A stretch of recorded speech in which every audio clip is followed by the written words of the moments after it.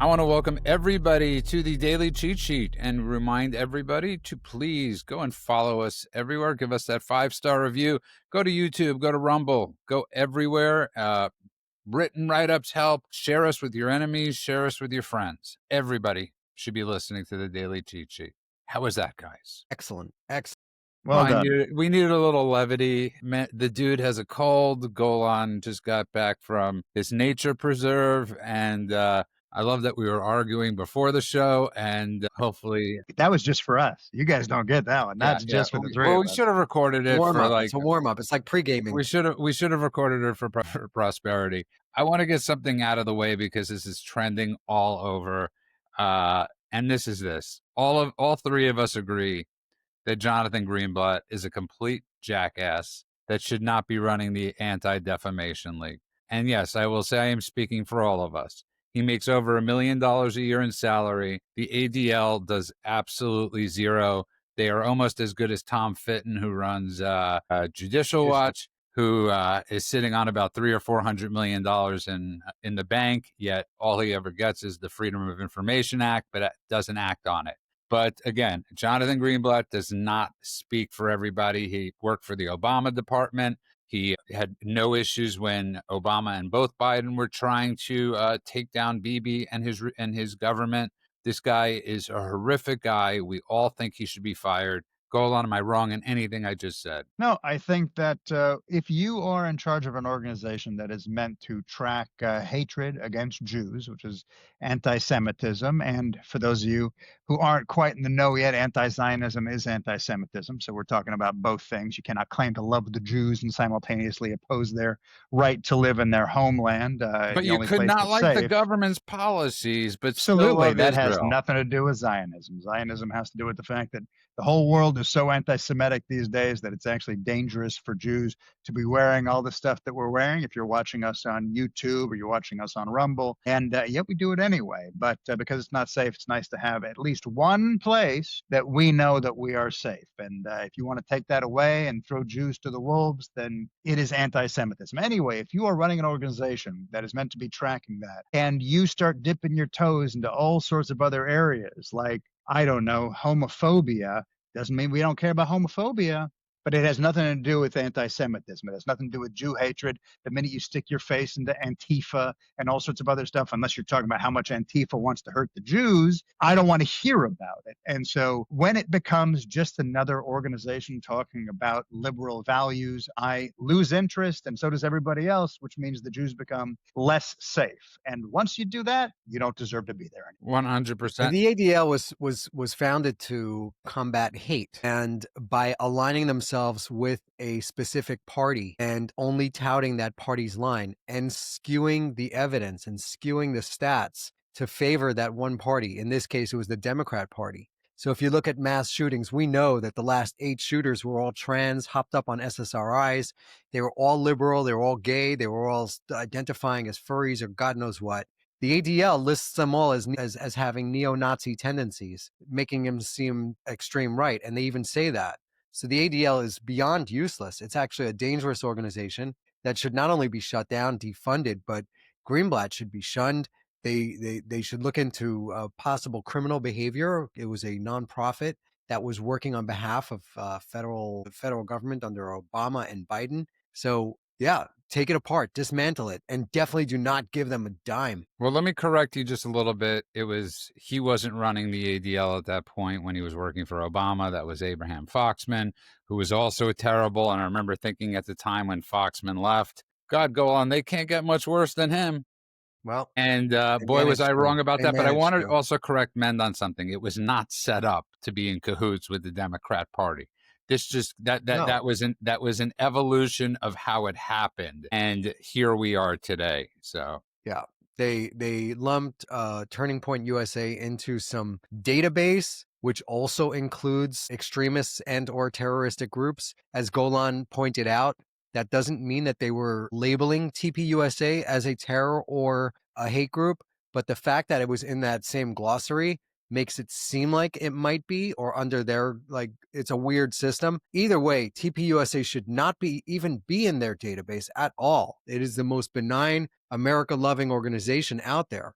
And So what the they're fact that doing they is have they're that, conflating things that are not conflatable. So if, for instance, as an example, something that you have heard us, if you listen to this show, talk about and say is wrong, is having someone like Tucker Carlson on stage at a TPUSA event where he is spouting anti-Americanism and anti-Jewish hate and all the rest. And what the ADL has done is basically said, people who are within this organization or speakers at their events espouse views that XYZ and negative, right? And then they say, and therefore the organization is now aligned in some way with these views. And it's false, and by the way, there are certain people that TPUSA shouldn't have on stage, and I think they're doing their best to root that stuff out. But it certainly doesn't mean that it's views everyone who speaks says something, when Tucker Carlson starts speaking about someone who has dual citizenship or certain Israeli army should lose their American right to vote or whatever the hell he said. That's not something TPUSA is saying, and they're not endorsing everything that comes out of his mouth. So to conflate the two is just one of those things that allows you to paint an entire organization with a brush that it doesn't deserve to be painted with.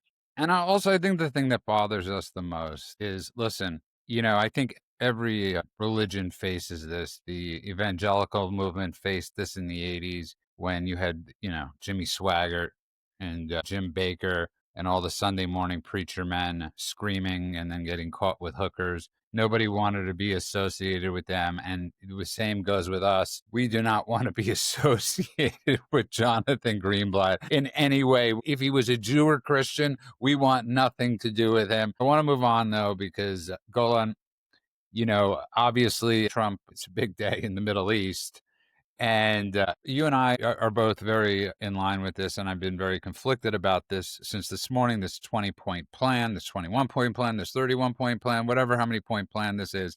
But the Tikva Forum, which represents some hardline families of hostages and fallen soldiers, says it approves of President Donald Trump's proposal to end the war and free the captives held by Hamas in Gaza. This statement, these consistent with our principles and our commitment, the return of all abductees in one stage, the living will return to their families, and the dead will be returned to be buried in Israel. It says in the statement, adding that the proposal ensures Hamas rule over Israel or Gaza will end and would no longer pose a threat to Israel. So I was as conflicted with you about that until I read from the Tikva Forum, and just so people understand, they're in the minority group of the hostage families who have sided with Bibi Netanyahu's government to not capitulate and not give in. So Golan, this actually gave me a sense of ease. Well, okay. Look, I am not as anti as you might expect me to be. I'm anti big swaths of it. I'm a little sick to my stomach about a lot of it.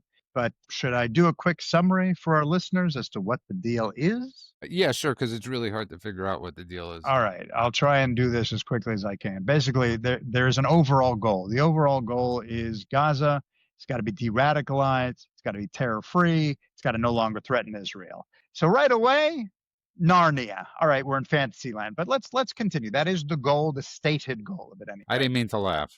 No, that's fine. It's ridiculous. That's fine. It's only been a couple thousand years. I'm sure they meant to be de-radicalized any minute now. Immediate ceasefire. That's both sides. If they agree, the war ends immediately. The Israeli forces back up. Battle freezes. Battle lines freeze. Doesn't mean total withdrawal, but it means where the Israelis are, they stop. They no longer go forward. No more shooting, no more hostilities. Which is about 85% of Gaza. Correct. They said that 72 hours after Israel signs, all the hostages, alive and dead, are returned. Of course, part of that problem, just my editorializing, is we actually don't know. We think 20 are alive-ish, right? But we really don't know how many are alive and how many are dead. In fact, yesterday there was a thing from Hamas where they were like, we lost 2 of the hostages. We can't find them. So who knows what that means or doesn't mean.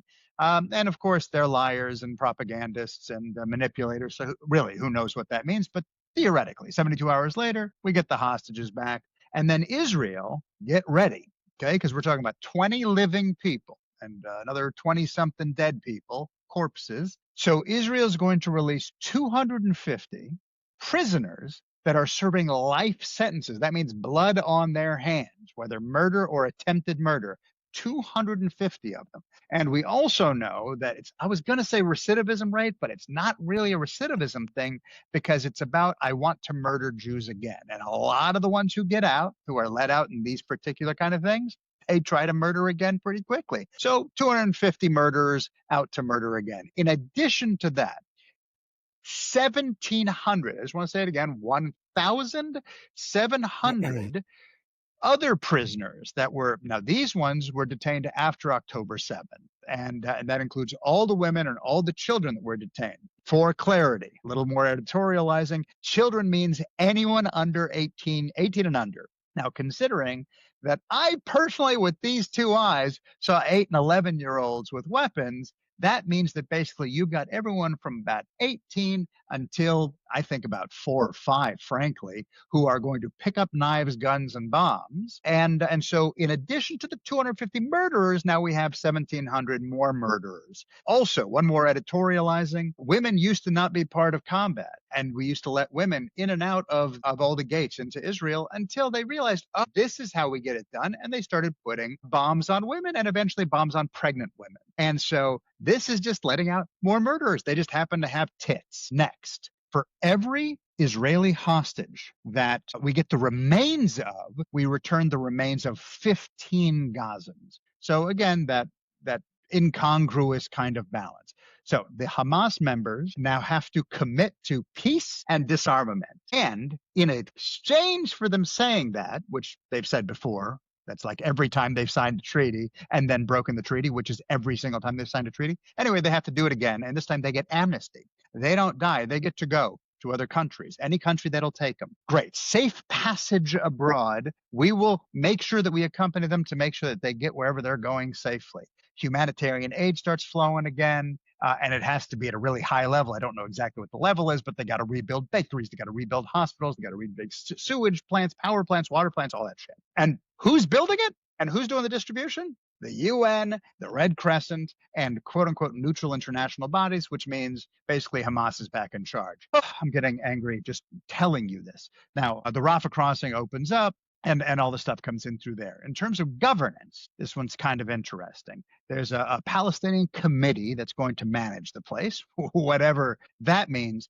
But then there will be oversight by a board of directors called the Board of Peace. The person who runs that Board of Peace, President Donald J. Trump, Tony Blair, and others. Interestingly, all the free Palestine people, you just managed to bring back in, as my friend Guy Goldstein pointed out, European colonialism, and now the British Prime Minister is going to be running Gaza. Well done, everybody. Really, really nicely done.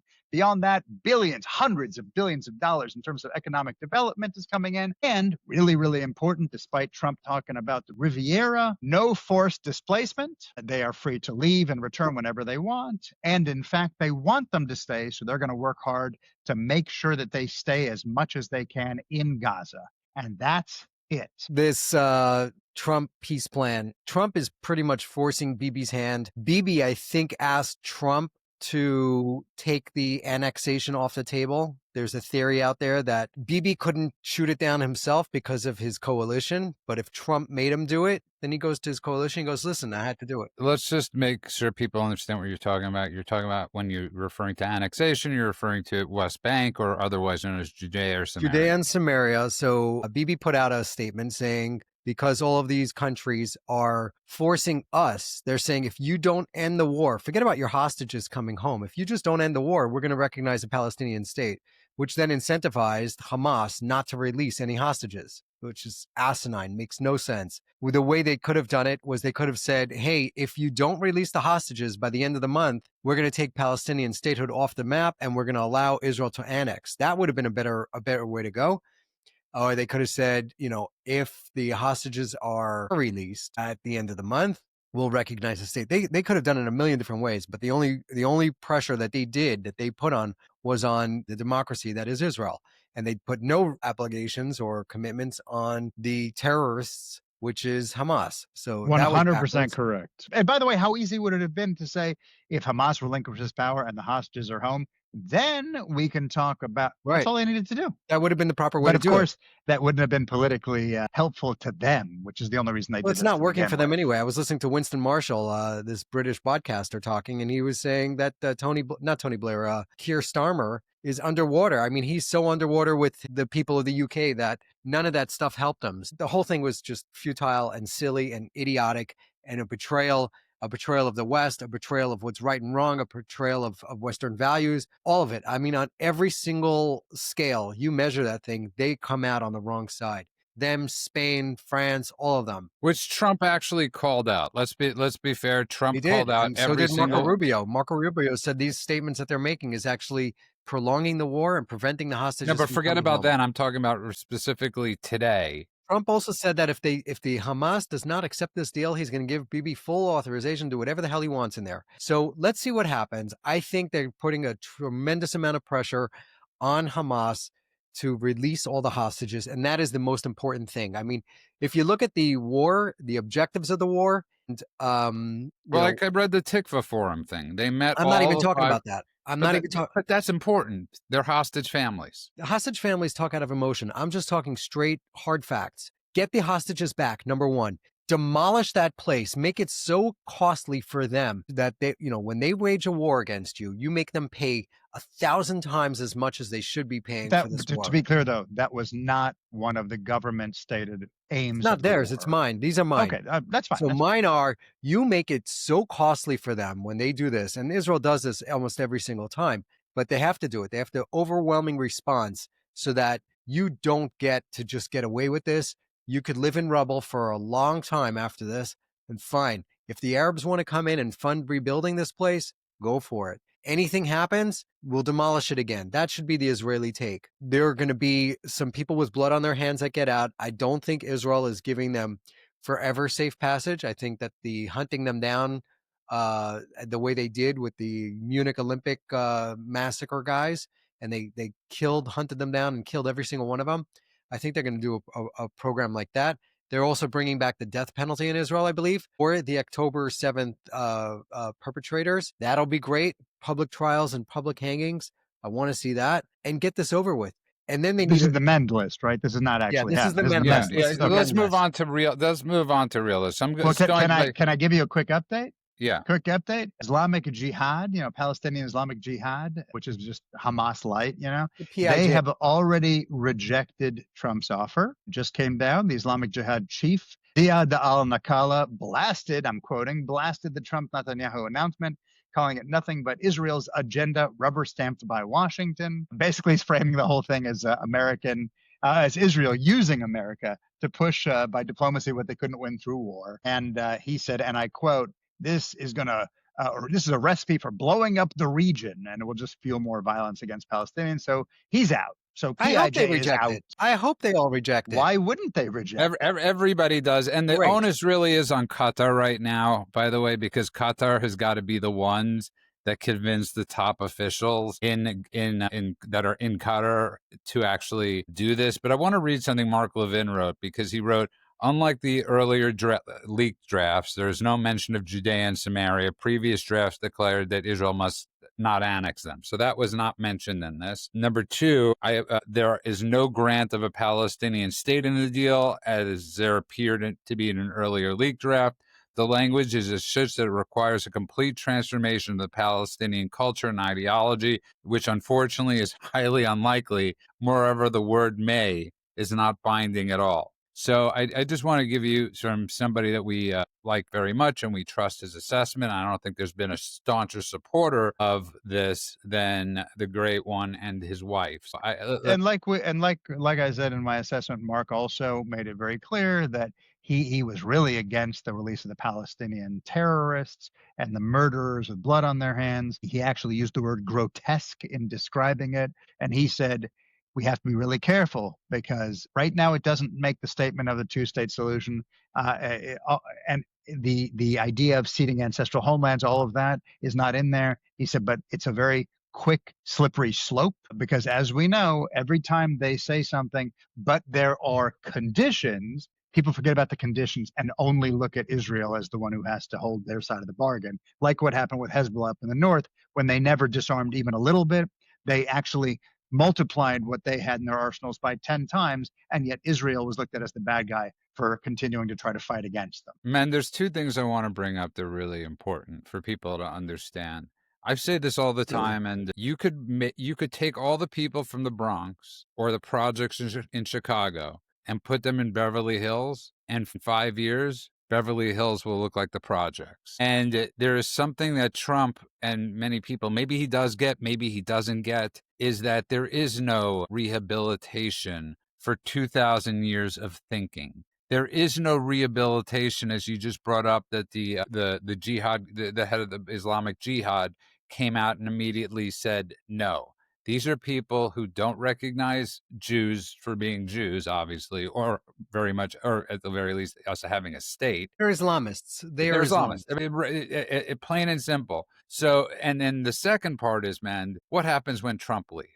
Okay. The problem with a deal like this is it only is contingent on the person that's willing to implement it. And in this case, when Trump leaves in 3 years and a couple months, who's going to do this? I think the Israelis have learned a really harsh lesson this time, and that is you can't just let it fester. You can't just let these genocidal maniacs to just live there and build weapons and smack them down everyone. So they really need to do a top to bottom reckoning and change the education structure. So if we look at what, this Palestinian thing that we're talking about, it's relatively new. It's from the 60s. And the extreme radicals, like these people that really believe that you should kill all Jews and Christians in the Middle East and just get rid of all of them, that's even newer. That's only about 25 years old when Hamas took over the Gaza Strip. So can it be weeded out? Can it be? I think it can. Do think they need to hunt down and kill all of these extreme bad guys that are the leadership.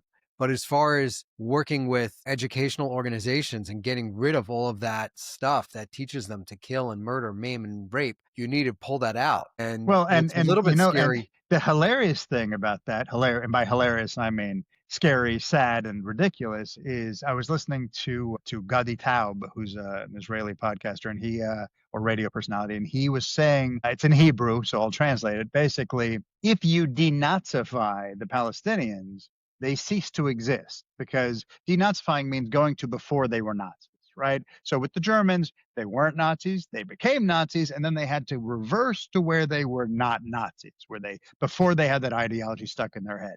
So if the only defining trait of a group identity is Nazism, that denazification is a contradiction in terms. It's like, how do we remove all this water from the wave? It's impossible. I just want to quote Men's exact statement of what Islamic Jihad actually said. They said Trump's Gaza plan is a formula for igniting the region.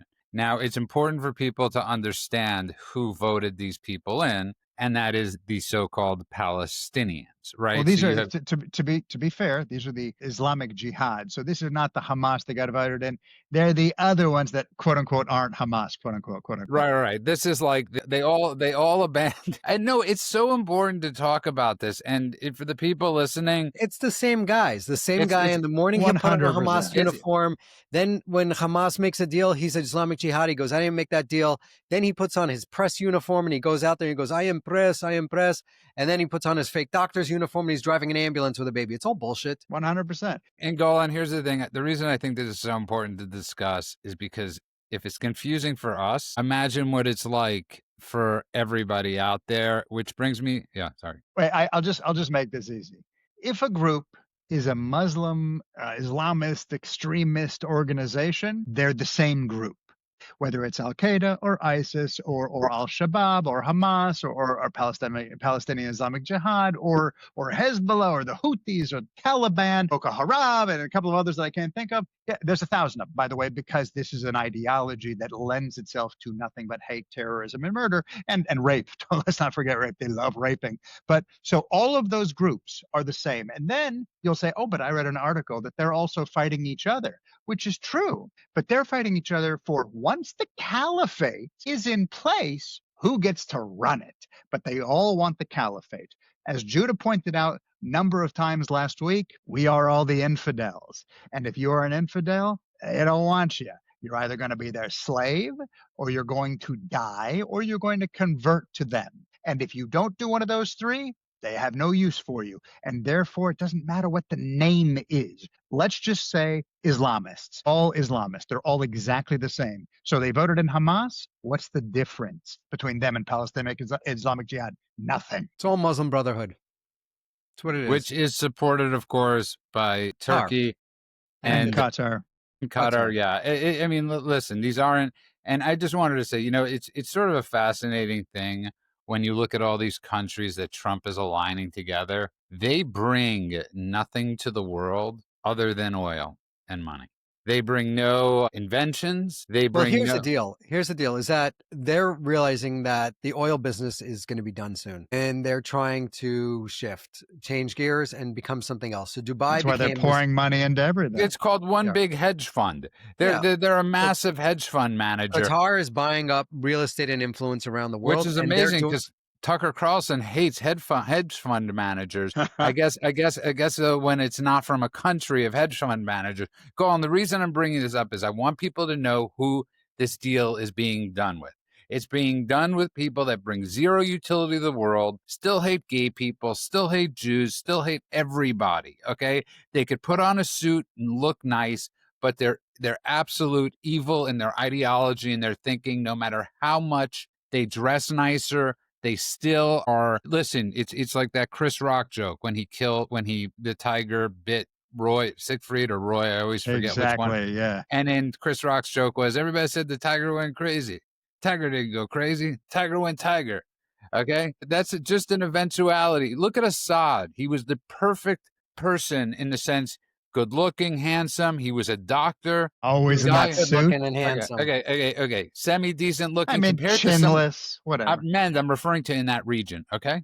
I'm referring to the I'm Well, referring anyone who's not banging their first cousin is semi. yeah, I'm saying he wasn't right, and he was the butcher. And so listen, let's just pray this works. Obviously, Islamic Jihad has come out already and said no to this, and I'm very happy with the Tikva Forum. I haven't seen any news out of Israel coming from opposing, the members of his coalition against this deal as yet, and we all know that these people cannot have any restraint of pen and tongue. So that is a good optic so far. Fair to say? So I also want to throw something in there just real quick, Judah, because you mentioned they've never contributed anything. And I was thinking about this the other day. If you look at the list, and they love to list, what did the Muslims provide the world? And they'll tell you algebra, and they'll tell you surgical tools, and they'll tell you, I don't know, camera obscura, and they'll tell you all sorts of stuff. And there's a list. There is a list of stuff, fountain pens, this, that, whatever. And then it hit me. Muslims didn't invent that stuff. Jews that they forcibly converted to Islam probably invented that stuff. And then the Muslims get credit for it. And it reminded me, here in Spain, I went walking around in the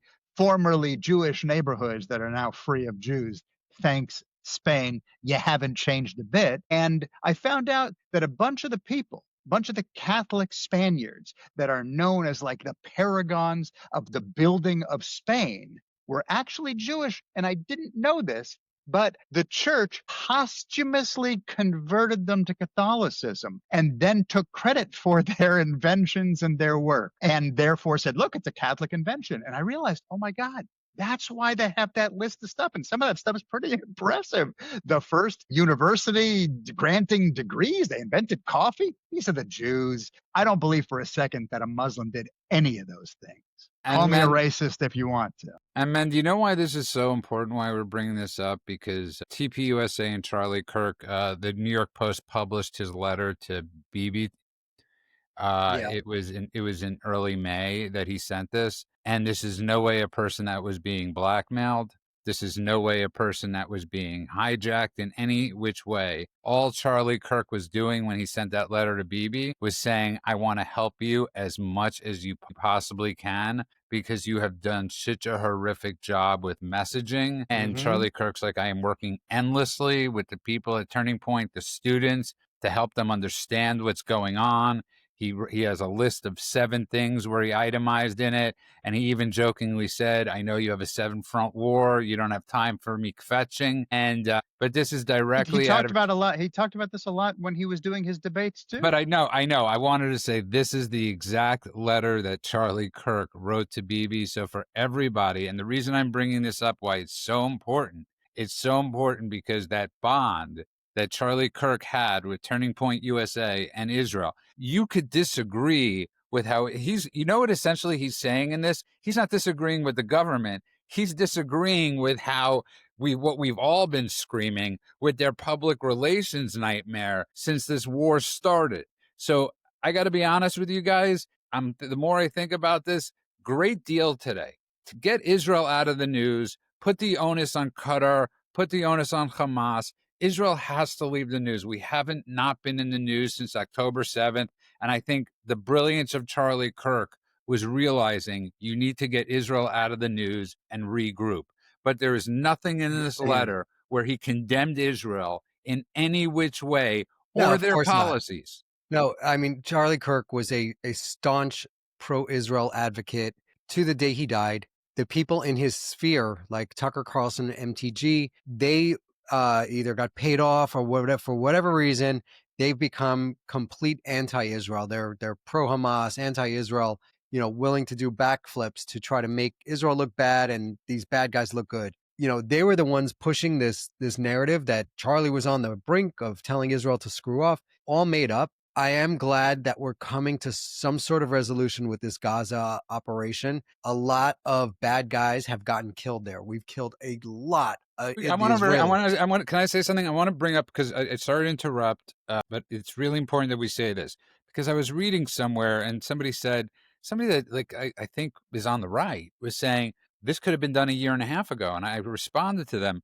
That would mean Gaza was still in control. That would mean Hezbollah still had their nuts. That would mean Iran would still have a working Yeah, you're going to have nuclear. idiots come out and say all kinds of stupid stuff like that. Like, oh, they didn't need to do that. Or how come they were so good at bombing Tehran, but so bad at bombing Gaza? Like, there's tons of these arguments out Was there. it Naftali Bennett that was on Yeah, trigonometry? he went on And he said the trigonometry. same thing. He was like, well, it's because of bad leadership. You know what? Even if you like Naftali Bennett, which I happen to not, but even if let's you do, explain who Naftali Bennett is to people that don't know. He's the shortest tenured prime minister in Israel history, minus Lapid, only because Lapid had to take over for him.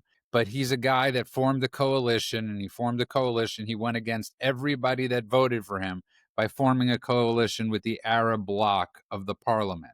So just he lasted for 1 year in office, and he was an alternative, or an alternate. That's what they called him, an alternate prime minister. It was like a rotation thing. But look, he was a tech millionaire, or 100 millionaire. I think he was a very, very wealthy guy in the tech sector. He lived half of his life in America, half of his life in Israel.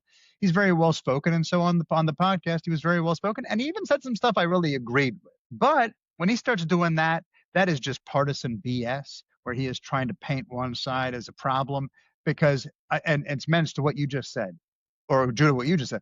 How is it possible? What do you mean if we had, instead of putting boots on the ground, putting our children, our kids, our sons and daughters in harm's way, we would have just bombed everything from the sky? We could have done that. And then what? So it would have been done in 3 months. We would have just flattened it, turned it into glass. And by the way, might have been the right thing to do. But in trying to preserve life, we got punished as if we weren't. And so I'm not sure what everyone is excited about. You wanted us to murder everybody? You wanted us to genocide? Because we didn't, and we easily could have. I listened to the Bennett interview as well. He says, oh, there were things I would have done differently. And he says, a lot. And one of the things he was saying was, you pick a neighborhood and you do the sieve, which is what we've talked about on the show all the time. You don't need a former prime minister to come up with that stuff. So there was nothing great coming out of him there. The Israelis had to do what they did. At the same time, they also need to wrap it up. And they need to wrap it up. Like I said, they got to get out of the news. Yeah. They get out of there. We all agree on all that. move on. And not just that, man. We need to mourn. We need to but, mourn. We need to mourn those who were slaughtered on October 7th. We need to mourn the soldiers who have died trying to get those hostages, and who have died fighting the animals of Hamas in Gaza. We need to mourn, and we need to get out of the news. No Jew. No, we don't. I think there's one commander left in Gaza City. There's just one high-ranking Hamas guy left out of everything that was in Gaza. All of them were killed. And then you have 6 of them in Qatar, and maybe 2 in Egypt that are still around. So eventually they'll get their due. I don't think Israel just had to apologize to Qatar for bombing Doha. Trump forced Bibi to call it almost reminds me of like a kids on a playground. Trump forced Bibi to call Qatar and say, I'm sorry for bombing your thing. And Qatar said, we want you to pay for the one Qatari guy who got killed. We want you to give something to his family. And they probably will. And moving on. They're going to give him a chauffeur. They're going to But a ram's horn. I hope that they continue the mission clandestinely and kill all of the bad guys. It's not going to happen yet. That'll happen down the road. Whenever it happens. I just think it's No, important. and we don't talk about that. If we're giving them safe passage, we got to give them safe passage. Yeah, right? safe Wink, passage wink. out, not safe passage for life. By the way, quick update: Saudi, Jordan, UAE, Indonesia, Pakistan, Turkey, Qatar, and Egypt have all agreed to Trump's plan. Hamas is the only one left. Israel agreed to it, and right? the only Israel one did that agree. Israel, yeah, Bibi agreed to it. Israel agreed to it. Israel was doing his "What Me Worry" sign on stage with Trump, already saying yes. And I gotta say, I really had it wrong this morning in my first analysis of the situation. I gotta be honest with you. Bibi comes out of this very well, and when you have Lapid, his coalition saying, yeah, this deal had to be done. Good job, President Trump. It's sort of an interesting thing that they leave out the part of Bibi, and a lot of his actions led to this 21-point plan. So, and not to get too political, I think all of us could agree we don't want to have this show be the Israel 30-minute section 7 times a week. We would much rather talk about so many other things. God, you guys have no idea how often we're like, God, all we talked about today was Israel. And then we're like, oh, all that's in the news is Israel. Please, can we talk about someone being transgender, please? Yeah. That's no, you're exactly right. And that was the sad part when those 3 policemen were butchered, right? That it was done by a white person, and it got zero notice because it didn't cater to whichever group, and I blame both sides for that. Everybody should have been like, holy crap, 3 policemen were just slaughtered yesterday at a house. And also at the same point, debunking that whole myth of having social services with the police. I don't even know who would have thought of that, by the way. I want to meet the Mensa member that said, it's a good idea that police and social workers should go to crime scenes together, or should go to not even crime scenes, but go to, like, if there's a battery, domestic there's a abuse, domestic disturbance or something, which is one of the most dangerous things for police officers. Yeah, because the odds are somebody is high, somebody has a weapon, and you're not. But the 60-year-old woman, Ethel, who has been a social worker for quite a long time, should probably go to the door instead of the cops. I think it's a good idea. Let's see what happens. That's exactly right. Okay, I want to just move on quickly to the last thing. First of all, Keith Urban and Nicole Kidman reportedly are separated. I was wondering if you were going to bring it up. After 2 decades of marriage, I am really heartbroken. I was surprised her first marriage with Tom Cruise fell apart. I was shocked by that one. Right? That was that was a joke, man. Yes, I know, that was but I know, but I wanted to point out, someone once mentioned this to me. It's been lingering.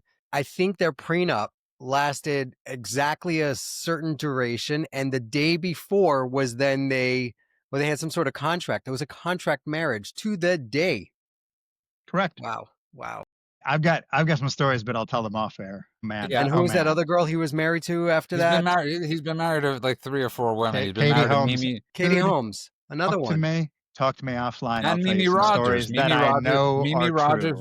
Rogers was his first wife. Everybody forgets about Mimi. And Mimi was the one who brought him into Scientology. I didn't know that. Is she still in Scientology? I don't know. She was very nice to me. Anyways, I want to move on, though. Kimmel's ratings have absolutely tumbled since he got that first night bang of like 6 million people probably watching literally for 15 minutes, and to see what the monologue was, and he's like dipped 64% of his viewers since then. But obviously we have to get into this thing quickly about what happened yesterday. There's a horrific thing that happened to the Mormon church, and obviously this guy supposedly just hated Mormons. That was his But here's the thing, Golan, as I keep on saying about mass violence, it's contagious, and thank God it has not spread to the right. If anybody wants to talk about the messaging from the right, and I know men's been J.D. Vance was absolutely exceptional on messaging as far as Charlie Kirk's assassin's parents went. He said they were a good family. I'm paraphrasing whatever he said. There has been no cattle calls for there to be violence coming anything from the right. And this is the misnomer. Even when we talk about Jan 6th and especially now that we know that 274, what do you call it, the FBI officials, I feel vindicated. You want to know I feel vindicated, go on? Because on the world according to Stein, Ben Stein, for God knows how many years, Ben would constantly say, what was destroyed? Literally, it took what? It was open the next day? That's how bad it was vandalized, the Capitol. Portland's still you juxtapose that. They were just desperate to call this an insurrection when nobody had guns. Nobody goes to an insurrection without guns. The whole thing was, you want to call it a sloppy riot at times? Sure. Parts of it looked like a riot outside the Capitol at some times. Inside the Capitol, it did not look like a riot. It looked like a whole bunch of tourists walking around with that's what I their know. flags and the Optically, shaman. It was just silly.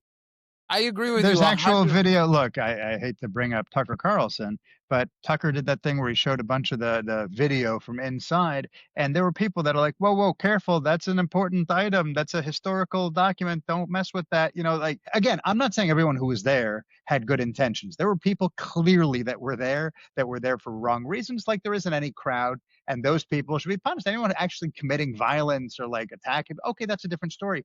But there were so many people that literally the door was open for, and I can't believe I'm even I can't believe I'm even having this conversation, but that the door was open and they literally, there's video of them just walking around being like, wow, the people's house, like whatever. And they're in jail, or they were in jail. Like that is insanity. 30-year prison Knowing sentences. 30 years, and knowing that there were hundreds of FBI agents plus CIs, and the thing was orchestrated it's straight up entrapment. So it's a shocking thing to see that. And by the way, there are so many people, and I still talk to people now who never heard about the CIs, who never heard about the FBI agents. Today, I'm talking about, Yeah, of after course. this news broke, that they still hold to the narrative. They still hold to the narrative from before. I just really briefly, I had a conversation. Sorry, I got a detour for one moment. I had a conversation with a neighbor of mine who hoisted a Palestinian flag up over their house. And I got them 2 books on Israel, and I was having a whole conversation. And I realized they believed every piece of propaganda. They were like, what about the mother holding the starving baby? And I was like, that was debunked. And here's the thing showing it's debunked. They were like, I didn't hear about that. Then they went one at a time. They still believed all the stuff because, as we talk about all the time, the accusation, the initial story sticks, and the retraction or the correction, nobody sees it, or 10% of that group see it. So right now, as far as anyone's concerned who hates the January 6ers, the January 6th riot was a riot, an insurrection. There were no CIs, no FBI agents, and they'll never hear otherwise. It's shocking to me. Again, but yeah, well said. I want to get back to yesterday, because this is a horrific, violent attack that happened on, Yes. just because he simply did not like Mormons, supposedly. That's what the FBI has reported.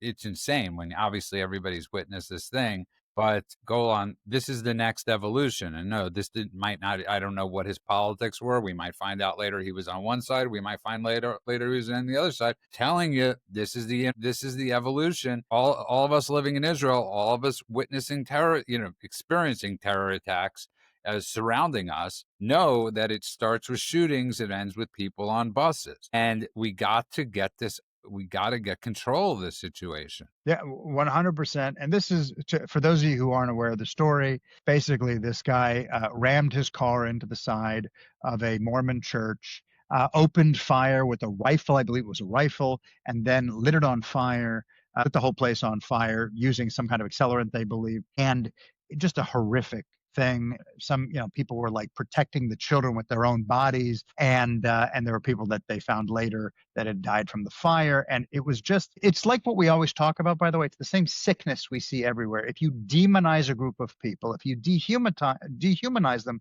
you're justifying violence. And the idea, just what we were talking about earlier with the ADL, saying something about TPUSA, whether it was misinterpreted or not misinterpreted, the idea of going after Christians, going after churches, going after Mormons, going after people of faith, the more you say they are all in a cult, or the more you say they are all problematic, the more you are giving permission for people to do this sort of thing. And the more they see violence occur, like they have now time and time and time again, whether it's with Charlie Kirk's murder, or whether it's with the CEO's murder, or whether it's with the NFL buildings, or whether it's the Israeli diplomats, all those people have been celebrated in one way or another, and quite heavily. And so when you see both the demonization on one side and the celebration on the other, what in God's name would stop you from doing something like this? You must be thinking you're righteous. As far as the January 6th and Kash Patel and the statement with the undercover FBI agents, it needs to be clarified, because now he came out with a statement saying that the FBI agents were embedded in the crowd after the riot already started. So I'm not sure what's going on there. He contradicted what the president said with the report that the president was talking about. We should look into that, let that one flesh out. As far as this guy killing Mormons, it's become the thing du jour to do. You go into a church and shoot up people that are praying. It's being enabled. A lot of this is being enabled by the media, which paints everything as right-wing extremism when this is all left-wing lunatics. Well, we don't know what his agenda was. I'm not talking about him, but I'm talking about the last 7 school shooters were all left-wing, trans-identifying lunatics. The violence on the streets is all caused by left-wing. There was a guy testifying the other day, I think it was yesterday, that his daughter was murdered by a guy that was let out 26-something times. And, the 27th time was his daughter that got killed. People are livid. And as a dad, I don't know how you just get up there and complain in front of Congress or whoever you're complaining about this stuff going on when there are elected leaders that are actively pushing for this stuff.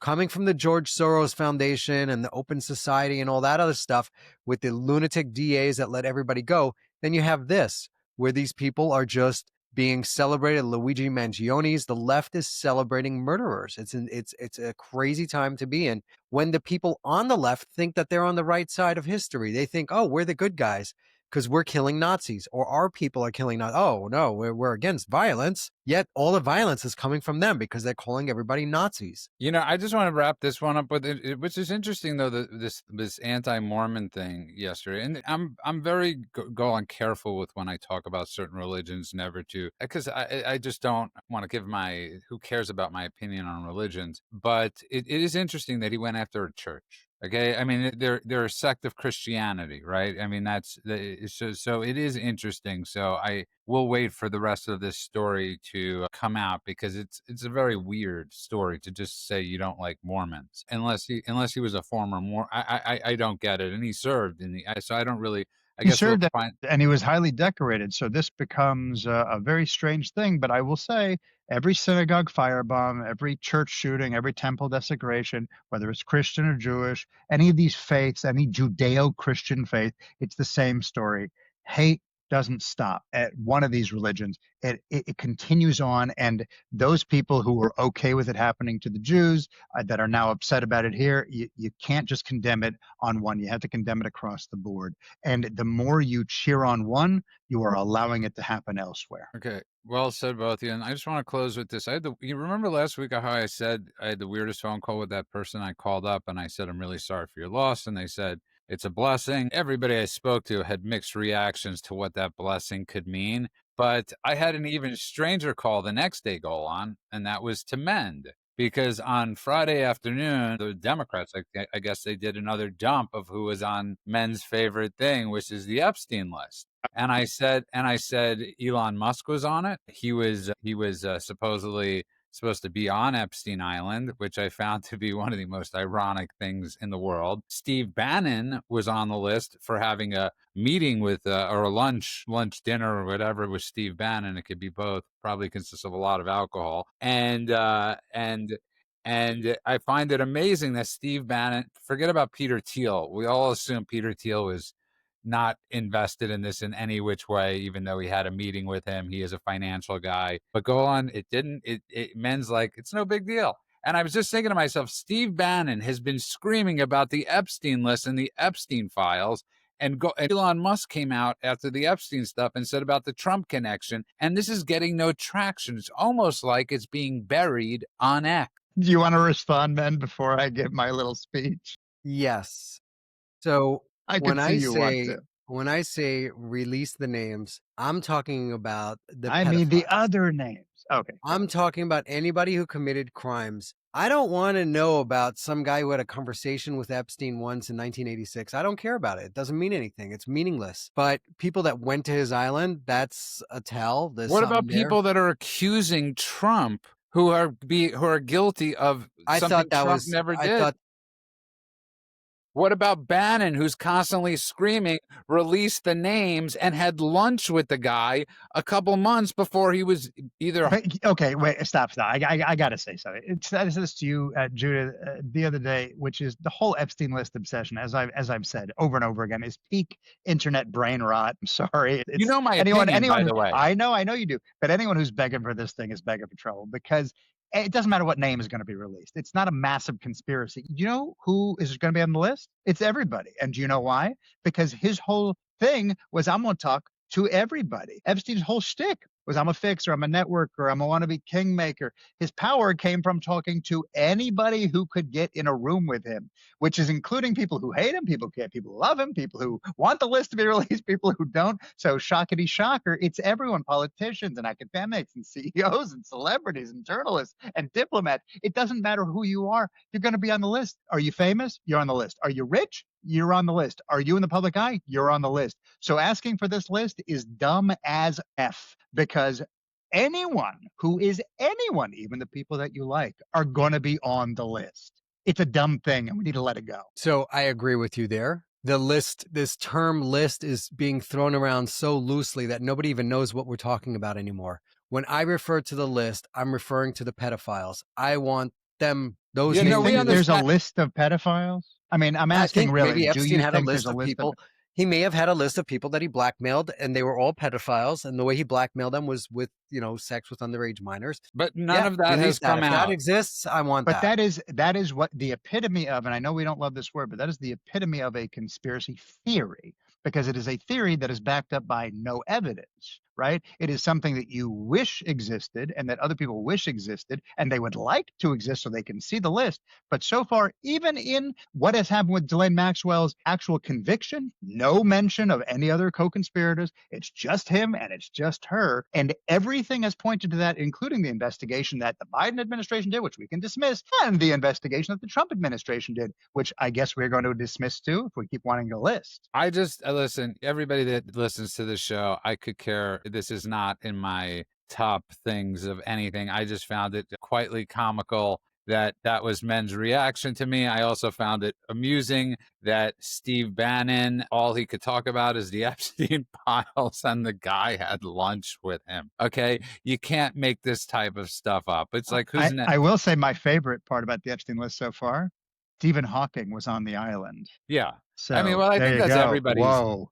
I think that's like, listen, none of us have any idea. I just think it always comes to the To be boomerang. clear, he was at a science conference on the island, but it still sounds really crazy. Well, you know what the Stephen problem The is? guy was You know a what the problem is when you say, quadriplegic in a wheelchair. You know what the right? problem That's is? just so everybody knows who we're talking about. and you That's know what the correct. problem is when you say it's just it was a science convention go on.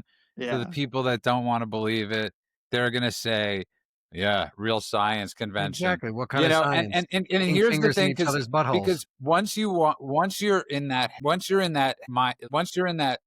thing, I have a fixation. I'll be honest. I have one thing that has always, for the last, since 2014, I've been fascinated with. I think we all find something, and that's the Malaysia plane that went down that's missing. Yes. Okay, I've watched every documentary. The Netflix one was crap, but I've watched every.